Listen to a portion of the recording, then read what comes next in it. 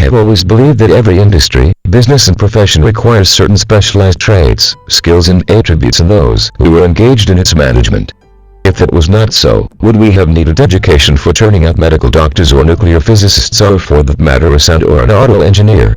Imagine a scenario when possession of a knife, thread and needle would be the qualification to perform a cardiac surgery. Would you be surprised then, if the patient died? No, absolutely not.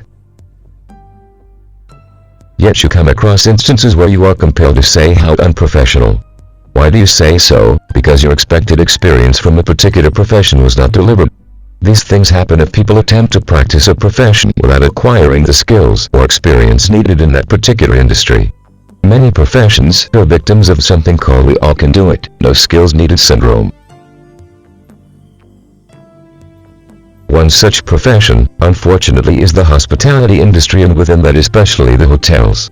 If you own or plan to own or manage or plan to manage a hotel, you will be well advised to avoid doing things enumerated in this article, the second in the series, How Not to Manage a Hotel. It is so easy to manage a hotel.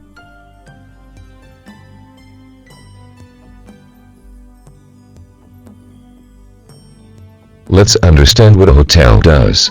It provides temporary shelter to travelers for a night, a week or a month or for a period agreed between the hotel and the traveler. In addition, the hotel provides food and beverages to the traveler who after check-in is called a guest. Further, some hotels also provide for their guests a swimming pool, a gym or spa facility, and some more advanced hotels also have a room called the business center. This all seems so very simple. What skills do you need?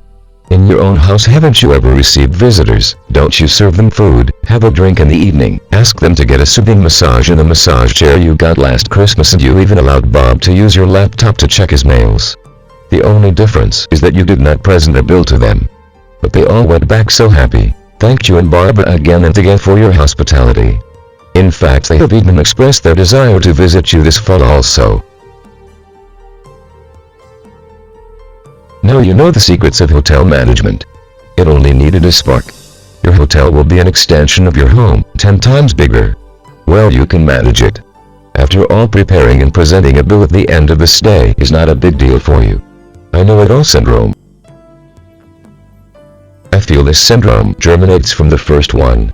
Your belief that hotel management does not require any specialized skills, then you know that you know it all. Unfortunately, this syndrome is the key factor in the creation of a bad product or substandard service delivery. While you are very proud of the hotel you have just created, are you sure that this would give desired comforts to the guests? Let's examine what you have created. Yes, the room number seems to be at the right place, except that at night you cannot read as you have placed the lamp between the two rooms to illuminate the floor, but a guest would need a candle to find his room. You have provided a very expensive wardrobe, but what is this? The safe is kept on the top shelf at over 5.5 feet height. How would people use it, especially the female guests? And did you forget to provide a laptop charging socket? No, here it is. Oh no, the guest has to only pull out the writing table and plug in the socket that is provided behind the tabletop. We understand you did not want to spoil the room aesthetics by providing a socket at a visible height. That would have looked so ugly. You can go on into other areas of the room, discovering surprises after surprise. Needless to say, you can expect to encounter same wonders throughout the hotel. My wife is the best chef, housekeeper and horticulturist. Yes, no doubt she is. She cooks for you and your children, keeps the house neat and tidy, and tends to the garden daily. Of course, you moved alone every weekend. Agreed that while she cooks daily, all the 3 meals for the 5 of you and at times for your friends who get invited for the weekend barbecue, she could easily manage a hotel kitchen that is just 10 times bigger than your house kitchen. The most important fact that you have overlooked is that while at home you cook one menu for everyone, in a hotel restaurant, 10 guests will demand 10 different menu combinations, which unfortunately Barbara cannot handle. One could imagine the resulting confusion without much effort. What I like must be liked by the guests.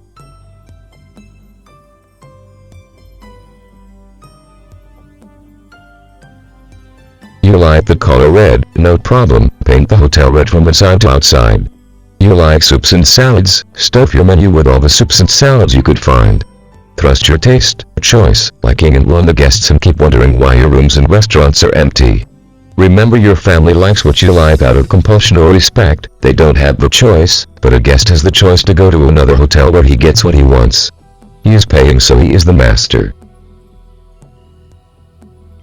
I will communicate my way.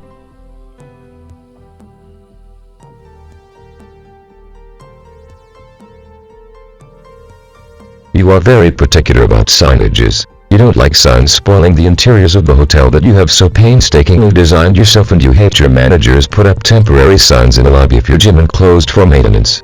So what if the guest walks up to the gym and discovers that the gym is closed? Heavens would not fall. After all, walking is good for health. You should not wonder if your guest, whom you gave a walking exercise up to your closed gym, decides to take a longer walk to the next hotel.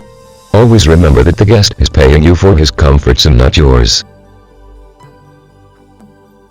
I will sell the hotel on my own terms.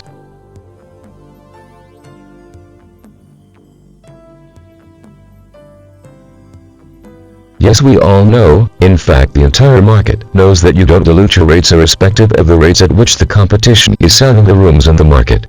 If the market is selling rooms, say, at $1,000, you will not offer your rooms below $2,000. After all, your rooms and your product is far superior to that of the competition. You have taken great pains in designing each and every corner of your hotel yourself. How can you undersell it? You don't care about the occupancy or the revenue. All that you care about is that your rate should not be diluted, as you believe that reduced rates attract riff-raff guests who you hate.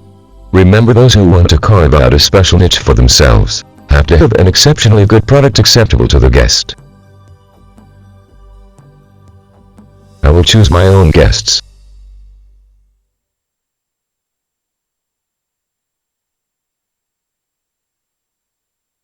You have given strict instructions to the sales and front desk people that people from certain professions, industries, of social groups cannot be given rooms irrespective of the rate they are willing to pay. These instructions have to be followed even if you were at a 0% occupancy. After all, your concern is your reputation. One must remember that the guests have other options in the market. Guests must know how to use my hotel.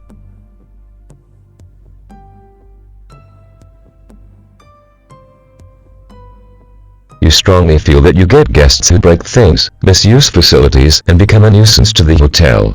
You have often charged breakage to the guest, although vehemently denied having broken your lamp.